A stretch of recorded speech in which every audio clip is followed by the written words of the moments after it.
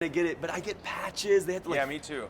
I have to get like filled in with like makeup because it doesn't. Yeah, I do too. I'm like patched everywhere. Well, I didn't really fill all mine in, but yeah. Yours looks good, man. Does it? Yeah, yeah. Nice. I almost want to do what your guy did in the movie, like put the dots all over Yeah. his face. That's what I was thinking. And I'm curious, when you do Emmett and Rex in a sequence together and they're having Right. a conversation, do you actually do the conversation in full in the booth, or do you do them individually? I do them individually. It was just easier for time for me to go through and do all of my Emmett stuff and then go back through and do all of my Rex stuff. Okay. And so, especially at the beginning of the process, because I wasn't super familiar with doing Rex's voice, it was hard to go back and forth.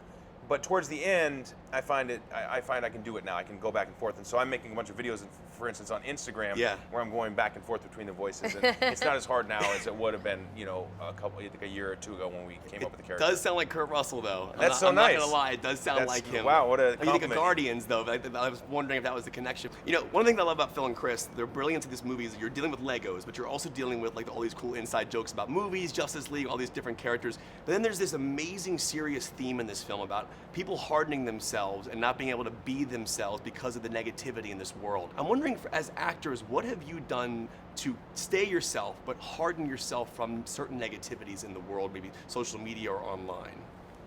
I just don't give any time to it. Like it's just not interesting to me to spend my time wondering if people are writing or saying mean things about me. Right.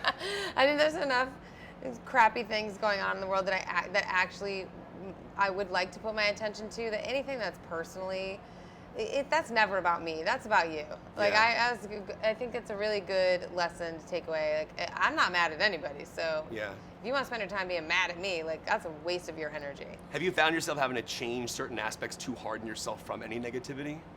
I don't know if it would necessarily be considered hardening myself, but I think if you lift weights, your hands get a little calloused, and I think dealing in this, living in the spotlight and having a social media account that where you can see comments and stuff like that, inevitably you get stung a little bit, and when that happens, you'd likely thicken your skin a touch, and so I'd like to say that I was completely impervious to being stung by that stuff, but I'm not. I'm just human. But I've given myself like a set of social media commandments that I attempt to follow. Like what? One of them is like give it no power. Another one is it's okay to be yourself and post anything you want.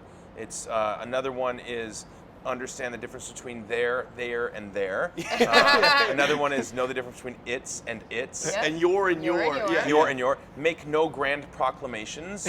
And also, you're not on the Senate floor. It's Facebook. You're not changing anything, and no one cares. And then finally, I think one of them was, there was two, which is don't read comments, and then the second one is you read comments, didn't you? It's going to hurt for a little while. Remember the first one. One thing I love about this movie, obviously, is the brooding sequence. It's an amazing sequence. I was curious.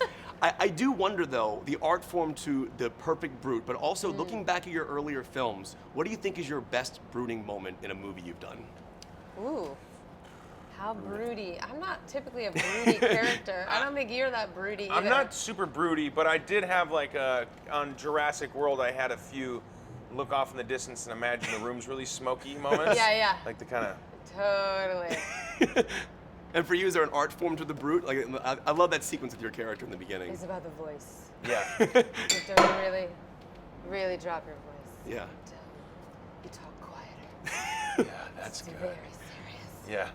The mics aren't even going to pick that up. It's just so Yeah. quiet. Exactly. Honored to talk to both of you. Thank you so much for your time Yeah. today, and congratulations on everything. Congratulations on your engagement, by the way. Oh, I'm so thanks, man. happy for you, man, Thanks, and dude. awesome to see you guys. And Thank Always- you so much. always so nice to Yeah. see Always you. a pleasure. Really good to see you guys. I think you might have the greatest evil laugh I've ever heard in a movie. Like, there's a moment where you actually do that evil laugh. Is there an art form to mastering that evil laugh you do?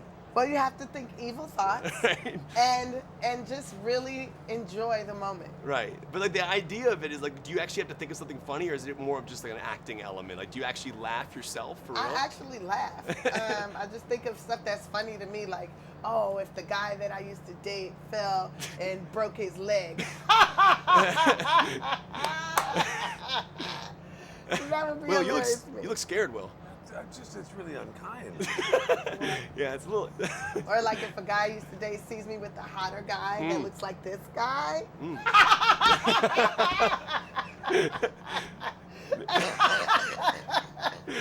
Oh God. Oh God. I'm sorry. I'm catching a cold. No, it's good to see you. Well, I want to ask you this. Well, thank you for that. One thing I love about this movie, by the way, this a friend of mine, my anchor, told me to ask you this question. He said, "Hi, Will." Is he your friend or is he your coworker? No, this is my coworker, Steve. But you said friend. He's a friend of mine and a coworker. Okay, you know what? I'm sorry. I've just poking a few holes in your story. It doesn't really add up. He's actually a friend of mine. He All right, go ahead. Hi, Will. Hey, Steve. Huge Arrested Development fan. Okay. If Lego Batman had the magical powers of Job, how would he use them? Well, first of all, if he's a huge Arrested Development fan, They're not. Yeah. he'd know that Job doesn't have magical powers. He'd think So guess what, Steve? Guess what? Busted again, Steve. Busted again. And that's why all that stuff happened to you back in 2006. You know what I'm talking about. And I don't care. Oh my. And I don't care what you say. We know what we found in your Buick LeSabre. Okay? what a random car. You know, Steve knows. this is a more serious question because I think Phil and Chris are geniuses. And one of the things they brilliantly do in this movie is they actually have, it's Legos, there's a lot of references to movies, but the theme of growing up and hardening yourself so you can deal with the real world, but also not changing yourself so you can still be that excited person. As actors in this business, I know you deal with things and comments online. What have you done to harden that element of yourself, but keep that excitement and the livelihood you have as actors, but to kind of protect yourself from negativity in this world? I don't hear negativity. I just keep everybody else on a different channel. And then it just doesn't affect me. Truthfully, I think that not just in what we do, but I think in the world, social media has become this thing that is just an absolute virus. It's a scourge. Yeah. So if you can turn that off and not pay attention to it, it's incredible how good you can feel. That's the truth. But I was actually genuinely upset for you when the New Year's Eve thing happened. The postings online, I'm like, why are people so rude about bringing someone down who's having the time of her life? She's having a great career moment. But like, how do you protect yourself from that kind of stuff? Well, first off, see, what people fail to realize is I was bred for this. I was Yeah. made for this. See, my mama used to hate on me all the time. Like, nobody can say anything bad about me that will really affect me in any kind of way. Because my mama, the first person I ever loved, was the meanest. She said the meanest things to me. Not like, she knows me. She's seen me naked. You know what I'm saying? These people ain't even seen me naked. Y'all don't know me. I loved her. I don't even know these people. So when they talk bad about me, I'm just thinking to myself, wow, they love me. They really are investing time in me. They're thinking about me. They're typing, they're using their cell phone minutes and their cellular data to like come up with these creative, mean things to say, which don't really bother me at all. If anything, it's making me more rich. So thank you guys. Keep with the hate. You're the best publicist ever. And last thing for you, have any of the Batman actors seen any of the Lego movies and reached out to you saying you did the voice perfectly? Has Bale reached out to you? Have you heard from any of Kilmer, Keaton? I love in the line in the movie you say I'm a Keaton guy, but have you talked to any of the actors who play Batman? Well, they all, obviously, they all reach out to me because they now look to me as being the guy, and so I've become this. And I don't do it for the accolades. I get a lot of them. Thanks for asking. No, I don't really. I see those guys around every once in a while. I bump into dudes. It's pretty cool. My thing's kind of a different little side. It's like a side Batman. Yeah. Well, first of all, congratulations on the film. Thank you. I know you're not directing this particular film, but I am curious about the animation aspect and making it look that 8-bit look it has. I know you were with the first movie, but did it all change from the first movie to now? Has the effects gotten different at all? Yeah, there's more advanced technology, and we try to make the movie feel as. I'm pretty sure Tiffany is doing Tiffany a quiet one-on-one interview, sort of in a kind of Barbara Walters the Wall Street style. Journal, where you perhaps? it's probably with the Wall Street Journal or another. There anyway. she is. No, that interview's going great. I just want you to know. We need to go. Can we get up and This go is over new. there? What's Yeah. happening? Let's get What's these. You know what? Let's happening all over go there? Yeah. and find out. Wow, what's going on?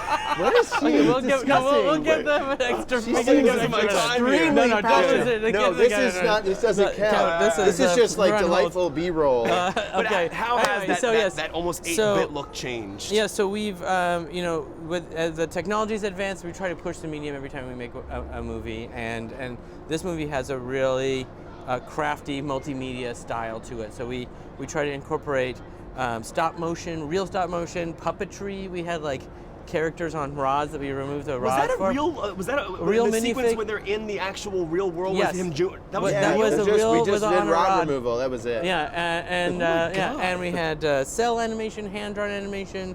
We had like fabric and pipe cleaners and cut-out paper stuff.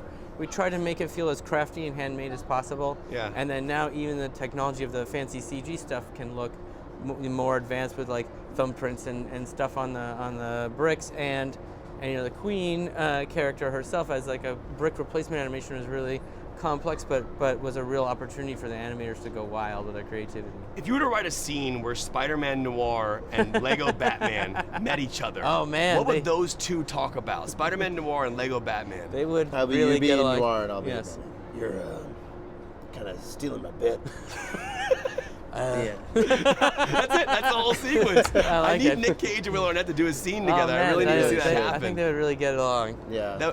I want to ask you about the RBG things. I did a whole story about this the other day. I know Mike had released a quote about like they reached out to her actual team. How did that work? I know she doesn't voice, Yes. but Yeah. how do you get approval to do a Lego figurine of her? Yeah, well, that's the crazy thing about doing these movies is that, anything can happen, and so the only limits are your creativity. So whether you're going, oh, hey, well, we should have Bruce Willis be in this movie, let's reach out to him, or... Does Bruce do that voice? Is yes, that really that's Bruce him? Willis. Oh, yeah. I thought maybe someone was like doing an impression of him. No, that's Bruce. amazing. It's him doing an impression. of him. It really is true. Oh my God. Or whether you go like, oh, who would be a fun person to be in the wedding party that Bianca would like as a figure? We're like, oh, what about Ruth Bader Ginsburg? And we all, oh, that's a great idea. And then we think, oh, I guess we probably should ask her if it's okay. What do you do? Do you actually We email don't. them? We are We- so irresponsible. We're just sitting in a coffee shop Yes. going, Ruth Bader Ginsburg. That sounds fun. And some then there's a other whole. people have to figure it all There's a out. building full of lawyers that And have to worry business about affairs, it. They're the real heroes of the story. It's The true. business affairs people and the lawyers, and the people who have to like come and make sure that everything that we come up with is legally possible. Yeah. But we don't think about it. We're crazy. Yeah, well, I have so many questions for you. They're wrapping No, me up. keep going, keep Do- going. do- Oh, do- all right. get- One more, we one took a little bit of time. So there was a sequence, and maybe I'm wrong, that seemed very homages to 2001. Like the Yeah. actual warping sequence. Like, Oh, yeah. Oh, yeah. So that, and then there's Blade Runner elements. There's Mad Max. Are those specifically designed to be homages? Is that 2001 scene an homage specifically? Well, every movie we do is an homage to that Douglas Trumbull sequence in 2001. We make psychedelic films for families. Yeah. But we wanted to reference as many kind of grown-up sort of movies that you experience, and we experienced at the video store when we were 12, and we geeked out over, and because we wanted to represent Finn's imagination as he's growing up. Yeah. Right, and so now that he's like 12, 13 years old, he's starting to get into a lot of the sci-fi and Interesting. dystopian stuff, and that's the kind of stories he's telling. We're trying to tell a story that's told from two different imaginations, and it's this 13-year-old kid's imagination and all of the worlds that he's thinking about, and then the 8-year-old's imagination, all the worlds that she's thinking about, and they're colliding together. So even though he's chasing his sister upstairs, right, into her world, his interpretation of it is that Is like through- there's an invader and it's taking it, and now we have to like go down like in a Jim Cameron Yeah. movie and like fight the aliens with Right. the tracker, and so and meanwhile she's like doing a musical, and there's all this. So we're just trying to like cross cut between those two points of view, and they wind up colliding in goofy ways, like in that Planet Duplo sequence where like they're like, this is terrible, but the guys are really cute. Yeah. Or the cake sequence where they're like, this is, it's a wedding cake of doom. Yeah. Well, guys, officially they are wrapping me up. But guys, All thank you right. so much. It was Thanks again, it was Kevin. awesome.